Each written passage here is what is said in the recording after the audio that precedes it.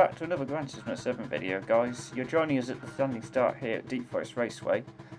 All the lights are out and off we go.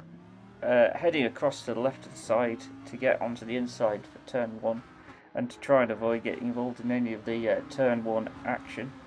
But I get the braking a little bit wrong, and in so doing I go through the first corner and remain ghosted. And the main problem with being coasted is you never quite know when you're going to unghost, which is a bit of a problem, which gets quite interesting. Anyway, unghost at this point, and we're going 3 wide, and I get punted into the side of this Nissan GTR, but we all seem to survive, thankfully, relatively unscathed without any penalties. The drama continues over this next corner here. I get a fair amount of rotation, have to get some opposite lock-in, which looks quite fun, but it was a bit scary at the beginning of the race.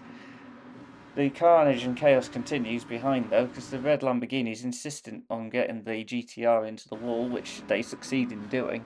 But having seen that in my rearview mirror, very much wanting to give this guy a bit of a wide berth. So I see that he brakes late, let him take the corner, I get the cut back, and I'm up into 7th place.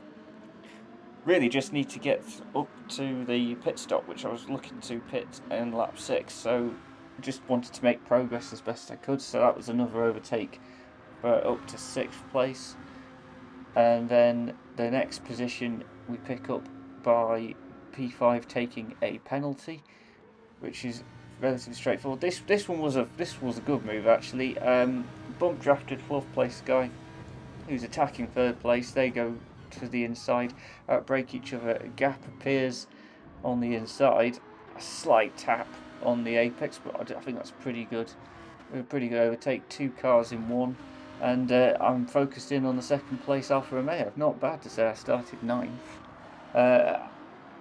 I'm really trying to carry as much speed through each of the corners, and I'll let you decide as to whether or not this is a fair move or not. I thought I was fairly alongside, so up into 2nd place, but unfortunately I did cross the white line, so I pick up a 1-second penalty. But the Alfa's not taking this line down, and is back on my inside, which is fair enough, and I then have to take my 1-second penalty, which puts me back into the pack. So we'll get to lap 6. I want to pit at lap 6, but the Portuguese has other ideas.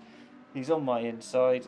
He's trying to push me onto the grass. I desperately need to try and get left, so I just try and position my car so that I can get into the pit lane, and which I'm able to do, but not ideal there. So the second half of the race was dominated by this battle here between myself and the Alfa Romeo, where the intention was to try and get us as close as we could to zigzag racing. The idea being that that would give us a net P2, or at least that's what we'd be battling for.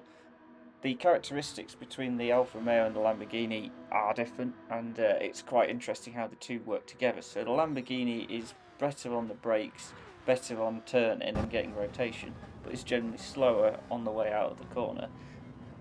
But it's also got a faster top speed. Whereas the Alfa Romeo even was slower going into the corner, not as good on the brakes, not as good necessarily in turning and rotation, but was much better at accelerating out of the corner, but had a lower top speed. So essentially trying to use the advantage of the Lamborghini to get into the corner to then give the Alfa Romeo a bit of a shove on the way out to improve the acceleration, and then slipstream back up to the Alfa Romeo in order to try and get us closer to zigzag racing. That was my aim anyway. I don't think the Alfa Romeo driver necessarily saw it that way, and questioning whether or not it was dirty driving. I don't think it was dirty driving. I think sometimes there was some bad driving for me. I also kept changing my mind, so he wasn't entirely sure if what exactly I was doing, if I was helping or whether or not I was trying to get past. That was a good example where essentially he went to the inside, he gave me more room, I was able to get a bit more of an overlap. Into this corner here, again, I was too late on the brakes, and went into the back of him, which just compromised both of us. And the same thing as well going to here, just onto the brakes too late, trying to get as close as I can to try and give him the shove out of the corner. It just didn't work. At this point, we're going into the final lap, so all given up on trying to get up to second place. Just want to try and get by. Going around the outside didn't really work. I've ended up out on the dirt there. And yes, you'll see just through the rest of this lap that it's just the ebb and flow of the different characteristics of the two cars. Again, the Alfa Romeo seems to sort of have weight transfer issues on them on the left hand the way it was going right, and then I ended up going into the back of him. Just need to get this section of corners right as best I can, so that I can get this left-hander right. So onto the brakes, getting it turned in and accelerating, you can really see the advantage that the Alfa has on traction. But I know I'm better on the brakes, and at that point, I just personally think the Alfa Romeo just turned in. I think I had it under control. I think I had the inside line, and I should have had space. But anyway, out of the corner, got to the left hand side to get the shortest run to the line.